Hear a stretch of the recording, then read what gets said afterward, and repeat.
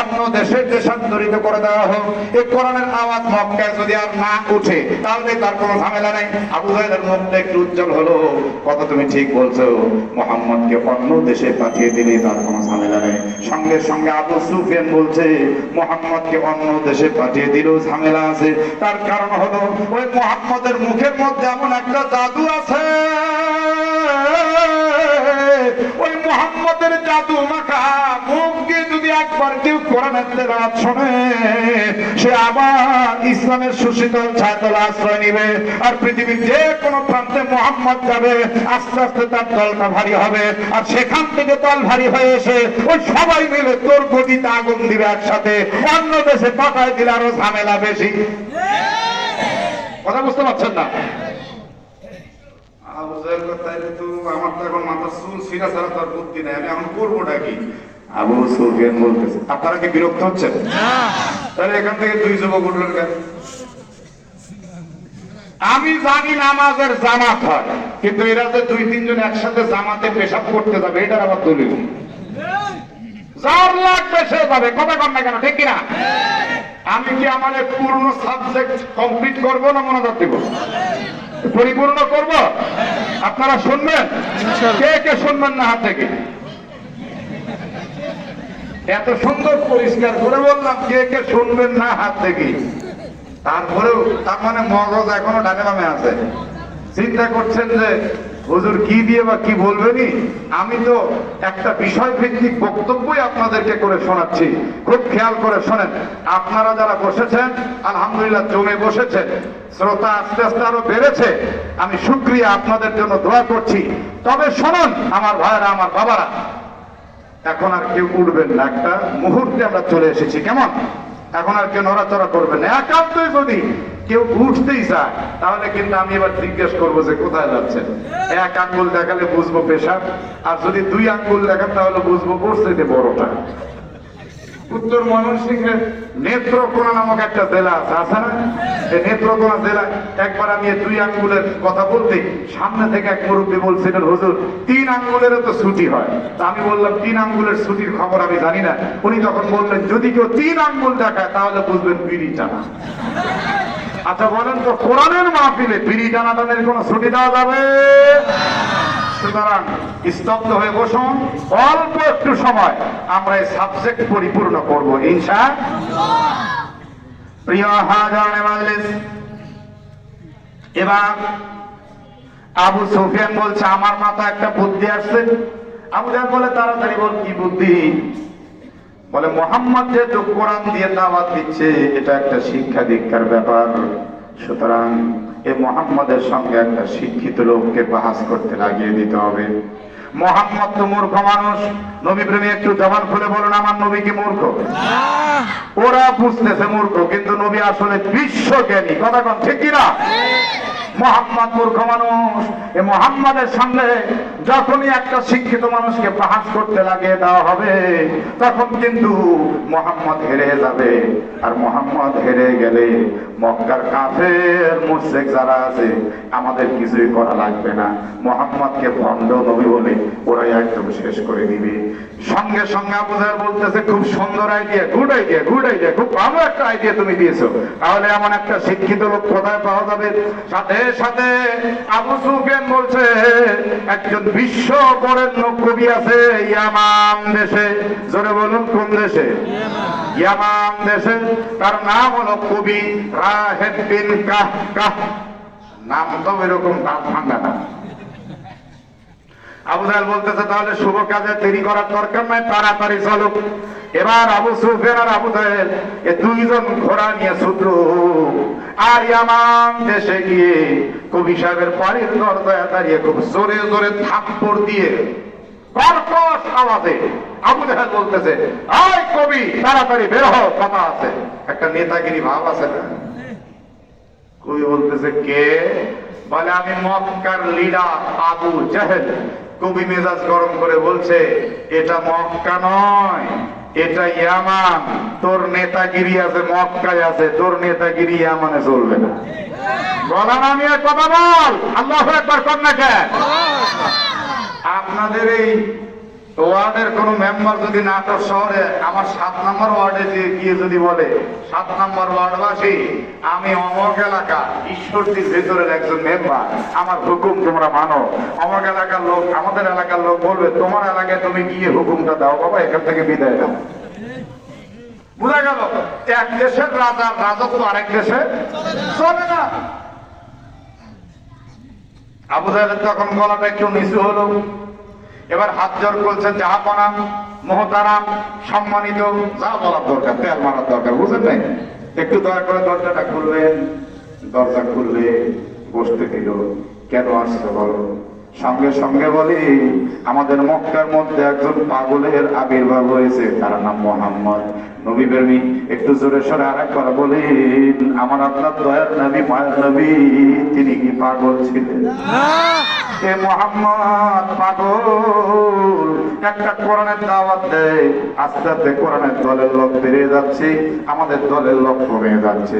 আপনি একটা শিক্ষিত মানুষ, আপনি মোহাম্মদের সঙ্গে একটু বাহাস করবেন, আর মোহাম্মদ হেরে যাবে, আমাদের দল জয়যুক্ত হবে। মোহাম্মদ হেরে গেলে মক্কার মানুষগণ মোহাম্মদকে ভণ্ড নবী বলে মেরে তক্তা বানিয়ে দিবে। কবি তখন মুস্কি আসতে আসতে বলল, আমি যখন মোহাম্মদের সঙ্গে বাহাস করে জয়যুক্ত হব তখন আমার পুরস্কার কি হবে? আবু জাহেল বলল, আপনার পুরস্কার দেব 100 লাল উট। 100 লাল উট মানে আরব দেশের যত ধরনের উট আছে সবচেয়ে দামি উট হলো লাল উট। আপনি যদি একটা উট 10 লাখ করে ধরেন তাহলে এবার চিন্তা করেন 100 উটের দাম কত হবে। কি আজীব ব্যাপার। কবি তখন মুস্কি হাসতে হাসতে বলল, আমি রাজি আছি, তবে একটা শর্ত আছে। আবু জাহেল বলতেছে, 100 শর্ত মানতে রাজি আছি। বলেন কি শর্ত? বলে, আমি যখন মুহাম্মাদের সঙ্গে বাহাস করতে যাব আমার ডান পাশে 35 জন সুদক্ষ সুসজ্জিত সৈন্য দেওয়া লাগবে, অস্ত্রধারী। আমি যখন বাহাস করতে যাব শুধু ডান পাশে 35 জন নয়, আমার বাম পাশেও 35 জন সুদক্ষ সুসজ্জিত অস্ত্রধারী সৈন্য দেওয়া লাগবে। এই 70 জন আমার সেফটির জন্য, প্রোটেকশনের জন্য সৈন্য দেওয়া লাগবে। সঙ্গে সঙ্গে আবু জাহেল বলল, ওই মুহাম্মদকে মারার জন্য 70 কেন 60 জন লাগবে না, ওর চাল নেই চুলো নেই, আমি ওর জন্য একাই যথেষ্ট। আবু সুফিয়ান ফিস ফিস করে বলতে, উল্টা পাল্টা বকিস না, তাহলে কিন্তু এই কবিসার যাবে না, না গেলে আমাদের ক্ষতি হবে। সঙ্গে সঙ্গে কবি মেজাজ গরম করে বলছে, আবু জাহেল তুই জানিস না রে, জানিস না, মুহাম্মদ যদি সত্যিকার নবী হয় শুধু 70 আর 700 নয়, আমরা পুরো মক্কা মিলেও মুহাম্মদের সঙ্গে ওর গায়ের শক্তির সঙ্গে যুদ্ধ করে কেউ পারবো না, নবীর শক্তির সাথে। তাহলে আপনি 70 জন চাচ্ছেন, এটা আমার অন্তত আত্মরক্ষার জন্য। মুহাম্মদ যদি সত্যি নবী হয় আর যদি মারা শুরুই করে দেয়, আমাকে তো বাঁচতে হবে। সুবহানাল্লাহ। বলে, ঠিক আছে দিলাম 70, আরো 70 রেডি রাখলাম, আপনি টেনশন করবেন না।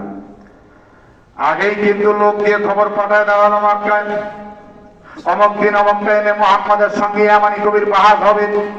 কে মরবে কে বাঁচবে আমরা জানি না। যথা সময়ে কবি রাহেব বিন কাকাকে নিয়ে মক্কার মাটিতে চলে আসছে। আগামীকাল সকালবেলা আল্লাহ রসুলের সঙ্গে বাদ হবে আমানি কবির। মক্কার মানুষগুলি সকালবেলা থেকে পঙ্গপালের মতো ছুটতে লাগলো, বাইতুল্লাহ চত্বরে আসলো, এসে সব জড়ো হয়ে গেল।